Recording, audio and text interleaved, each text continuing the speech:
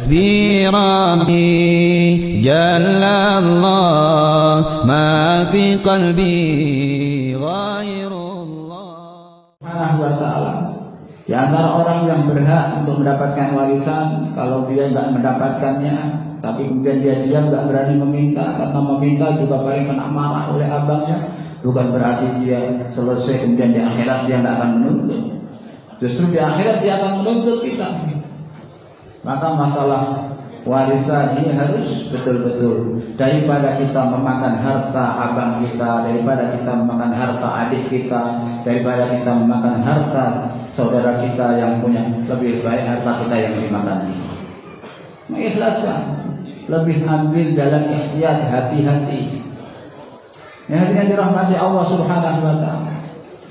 Satu tanah, 1 meter tanah yang kita ambil bukan dengan haknya, pada hari kiamat tanah itu sampai ke lapis 7 akan dibuat kalung berupa api yang akan dikalungkan di leher kita di hari kiamat. 1 jengkal tanah orang kita ambil, maka daripada kita ngambil tanah ketika ngukur-ngukur tanah itu, daripada kita nanti yang ngambil tanah dia, tidak apa-apa tanah saja cuma 1 jengkal ambil kan, kita ikhlas. Untuk kehati-hatian kita di akhirat, muamalah yang benar.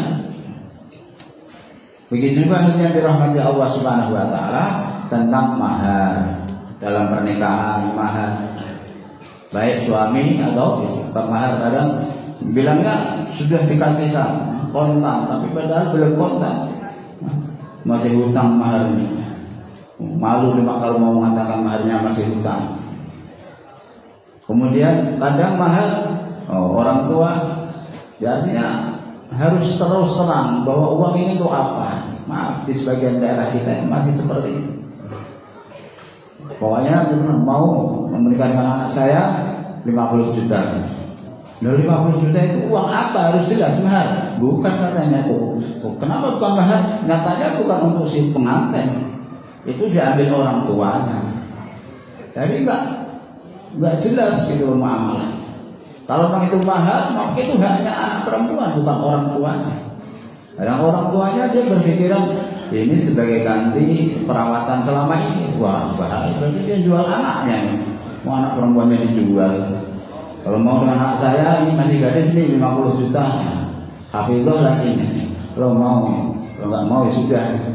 Ya, tapi ya itulah 50 apa? Kalau memang itu mahal nggak apa-apa. Itu apa mahar ya? Oke, mahar. Kita bahwa mahar berarti itu nanti akan dimiliki oleh pengantin perempuan. Nah itu bukan mahar. Kadang dipakai dulu oleh orang tuanya untuk pesta. Setelah pesta pun uang setelah kembali juga nggak dikasihkan kepada anak perempuan. Anak perempuan mau minta juga nggak enak. Masuk berantem sama orang tua gara-gara orang itu adalah biarin. Tapi muamalahnya nggak jelas. Anak ini di dunia dia lemah nggak bisa minta, tapi di akhirat akan nuntut dia. Ini hatinya dirahmati Allah Subhanahu wa ta'ala. Di kita masih banyak yang tadi masalah warisan, kemudian begitu juga masalah hutang piutang. Maka Rasulullah Shallallahu Alaihi Wasallam memberikan kepada kita satu garis besar masalah muamalah. Ta'amalu kal ajanib wa ta'asharu kal aqarib. Bermuamalah seperti orang lain dan bermuasyarah seperti saudara sendiri. Kalau muamalah meskipun kita dengan mertua sendiri, kalau akadnya hutangnya harus dikembalikan. Begitu juga mertua dengan menantu. Kalau bilangnya pinjam hutang ya harus dikembalikan. Jangan ini menantu saya sendiri paling nggak berani nagih. Memang menantu nggak berani nagih, nggak enak lah sama mertua. Mau nagih gimana? Tapi sudah ada dia kelihatannya punya uang, tapi mau nagih nggak berani. Tapi akhirnya ya di akhirat urusannya. Kalau si anak nggak memaafkan ya di akhirat. Nah seperti ini hal yang dirahmati Allah SWT. Maka kalau muamalah meskipun dengan saudara sendiri, meskipun dengan mertua menantu, meskipun dengan istri, umpamanya uang maharnya kita pinjam dulu untuk modal.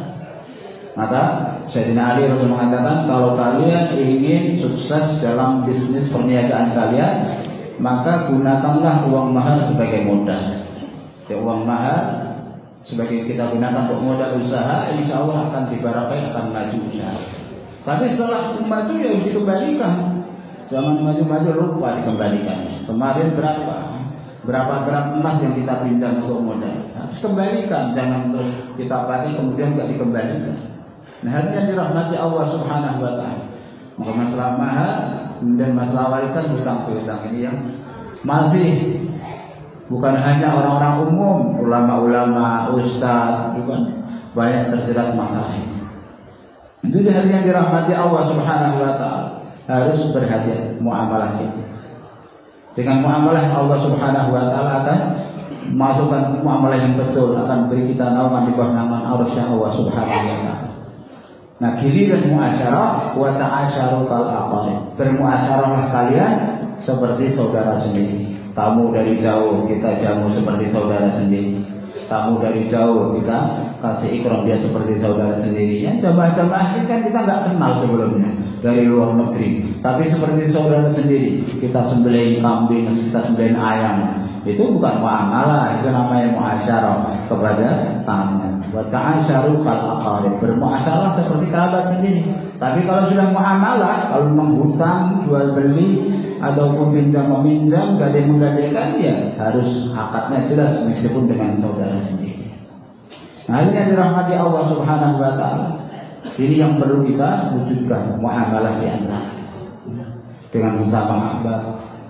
Maka para masyayikh mengingatkan kita bukan kok terus halal, bukan kok terus haram, itu bukan. Masyayikh mengingatkan hanya demi maslahat dakwah saja. Kalau memang kita yakin nggak akan terjadi apa-apa, ya nggak masalah. Yang pertama, hubungan bisnis antar karbon ini masyayikh sangat. Subhanakallahumma wa bihamdika asyhadu an la ilaha illa anta astaghfiruka